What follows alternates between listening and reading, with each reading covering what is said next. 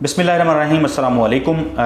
मुख्तलिफ़ सहाफ़ियों से मुतल्लिक जिनसे मुतल्लिक तासुर ये है कि वो न्यूट्रल सहाफ़ी हैं, बड़े न्यूट्रल होकर वो तज्ज़िये और ख़बरें देते हैं। उनसे मुतल्लिक सदीक जान जो हैं उन्होंने बहुत अहम सवालात उठाए हैं। वो सवालात आपके साथ इस वीडियो के अंदर मैं शेयर करूंगा और साथ साथ आपको बताऊंगा कि मुख्तलिफ सहाफ़ी जो हैं वो क्यों कह रहे हैं कि पंजाब की हुकूमत का खात्मा जो है अब यकीनी नज़र आता है। हमजा शहबाज की वज़ारत आला जो है वो ख़तरे में है, बल्कि वो अपनी वज़ारत आला से हाथ धो बैठेंगे, ऐसा क्यों कहा जा रहा है। और इसके साथ साथ मैं बताऊंगा आपको कि आरिफ हमीद भट्टी साहब जो हैं वो क्यों समझते हैं कि ये जो मुल्क के हालात हैं, ये उन्होंने वजूहात इसकी बताई हैं कि क्यों मुल्क के हालात ऐसे हुए हैं, वो भी आपके साथ शेयर करूंगा। सबसे पहले जो सहाफ़ी अपने आप को न्यूट्रल कहते हैं या जिनसे मुतालिक ये तासुर मीडिया के अंदर दिया जाता है कि ये न्यूट्रल सहाफ़ी हैं, सदीक जान उनसे मुतालिक लिखते हैं। वो कहते हैं कि मतीउल्लाह जान साहब, अबसार आलम साहब, एजाज सैयद साहब समेत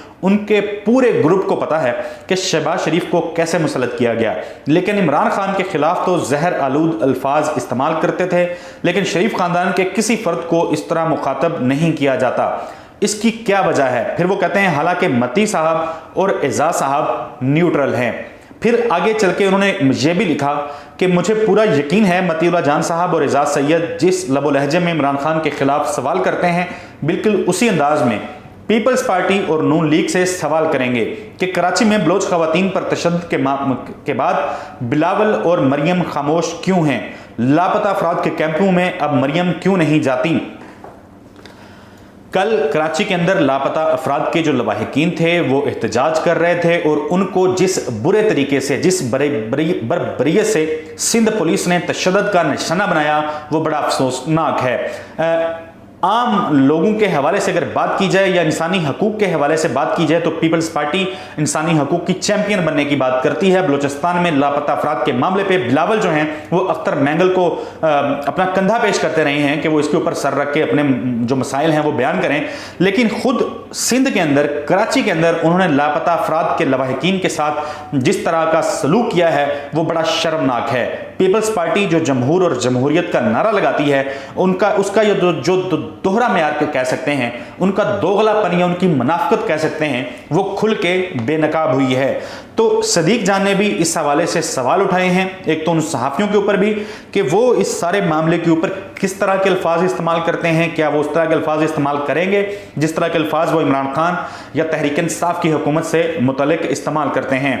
फिर सदीक जान ने आगे जाके कहा कि इस वक्त जो कुछ हो रहा है इसका शरीफ खानदान को फ़ायदा अगले 30 साल तक होगा और इस सब का नुकसान पाकिस्तान और पाकिस्तान के अदारों को अगले 30 बरस तक होता रहेगा। ऐसी क्या वजह है कि एक ख़ानदान का इक़्तिदार पाकिस्तान की बका से ज़्यादा ज़रूरी है? कोई तो जवाब दे। ये बड़ा संजीदा और बड़ा अहम सवाल जो सदीक जान ने उठाया और उन्होंने पूछा कि आखिर क्या मजबूरी क्या है आपकी कि आप एक ख़ानदान की हुक्मरानी के लिए पूरे सिस्टम का, पूरे निज़ाम का, पूरे मुल्क का, मुल्क की मईशत का, मुल्क के इदारों का सत्यानाश करने पे तुले हुए हैं। तो ये बड़ा अहम सवाल उठाया और इसके साथ साथ उन्होंने तंज़िया तौर पे उन्होंने बड़ा तनकीद का निशाना बनाया अहसन इकबाल साहब के स्टेटमेंट को।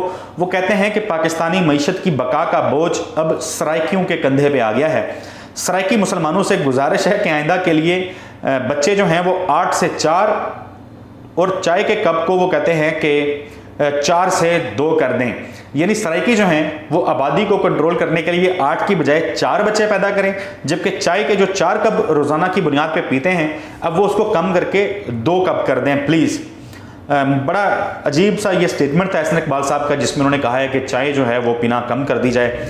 खैर, अतर काजमी साहब वो कहते हैं रजीम चेंज के जरिए जो कुछ पाकिस्तान और कौम के साथ हुआ, आज पंजाब असम्बली में एक हुकूमती शख्सियत ने साइन लैंग्वेज में उसका आसान तर्जमा और तशरीह की।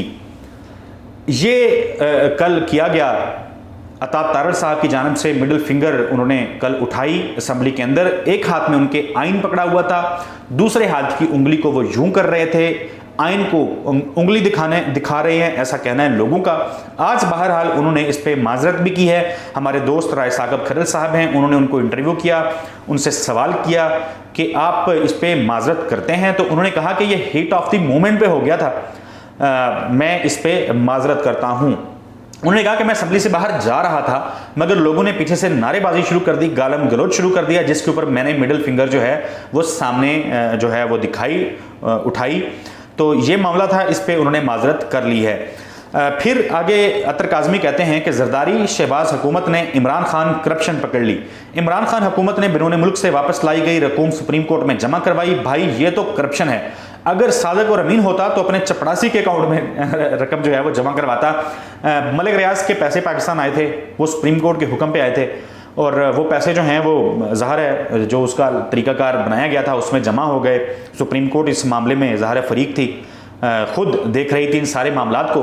तो अतर काज़मी कहते हैं कि सादिक और अमीन होते तो फिर चपड़ासियों के अकाउंट्स में जाते। जिस तरह अभी कुछ दिन पहले मकसूद चपड़ासी जो है उनका इंतकाल हुआ था, तो उनके अकाउंट से बहुत बड़े पैमाने पे गालबन 4 अरब 73 करोड़ रुपए जो हैं वो निकले थे और शहबाज शरीफ के मनी लॉन्ड्रिंग केस के बहुत अहम किरदार थे जो मौत की नींद सो गए हैं। उनका इंतकाल हो गया था दुबई में दिल का दौरा पड़ने से। हबीब अकरम साहब वो कहते हैं कि बाज़ माहरीन कानून का ख्याल है कि दस्तूर के आर्टिकल 63 की रोशनी में बजट मंजूरी के लिए असम्बली की मजमूई अक्सरियत ज़रूरी है। गोया पंजाब की मौजूदा हुकूमत को इस मकसद के लिए 186 अरकान चाहिए जबकि उसके पास फ़कत 169 हैं। इस राय को तस्लीम किया जाए तो सूबाई हुकूमत का खात्मा जो है वो यकीनी हो चुका है। यानी सूबाई हुकूमत, पंजाब की हुकूमत इस तनाजुर में जो माहरीन कानून का ख्याल है वो तो कायम ही नहीं रहेगी, हुकूमत तो गिर जाएगी क्योंकि उनके पास वासे अक्सरियत नहीं है, उनके पास 186 अरकान जो हैं वो मौजूद नहीं हैं। आरिफ मीर भट्टी साहब वो कहते हैं कि हुक्मरान कोई भी हो, जब मुल्क चलाने के लिए अवाम के मफाद की बजाय IMF की शराइत मानना मजबूरी हो, सरकारी अदारों की सरपरस्ती में जालसाज माफियाज की ताकत से सच दबाने को कामयाबी समझा जाए तो फिर होता है जो हो रहा है। यानी मौजूदा जो हालात हैं वो तभी जाके पैदा होते हैं जब आप मुल्क को IMF की डिक्टेशन पे चलाने की कोशिश करते हैं, आलमी अदारों की या मुख्तलिफ ममालिक की डिक्टेशन आप लेना शुरू कर देते हैं पाकिस्तान को चलाने के लिए। फिर इसी तरह के हालात होते हैं जो हालात आज जिनका पाकिस्तान को सामना है। महंगाई का तूफान है, हर चीज़ जो है वो अफरा तफरी का आलम है, गैर यकीनी की सूरत हाल है। स्टॉक एक्सचेंज मुसलसल नीचे जा रही है, डॉलर महंगा हो रहा है, पेट्रोल महंगा हो चुका है, बिजली महंगी हो चुकी है, घी महंगा हो चुका है, चीनी महंगी हो चुकी है, किराए बढ़ा दिए हैं ट्रांसपोर्टर्स ने। लाहौर से इस्लामाबाद का सफ़र जो हम पहले 1300-1400 रुपये में करते थे अब वो 2200 प्लस और इससे भी आगे चला गया है। तो आम आदमी की पहुंच से ये तमाम चीज़ें जो हैं ये दूर होती जा रही हैं। नई हुकूमत शहबाज, पीपल्स पार्टी, मौलाना फजलुर रहमान और दीगर 12, 13, 14, 15, 16 जमातों की जो हुकूमत है ये जब से आई है आम आदमी का जीना दोबर होकर रह गया है। रिलीफ देने के लिए ये आए थे मगर ज़िंदगी अजीरन बना दी है। मुझे अगली वीडियो तक के लिए इजाज़त दीजिए। अल्लाह हाफिज़।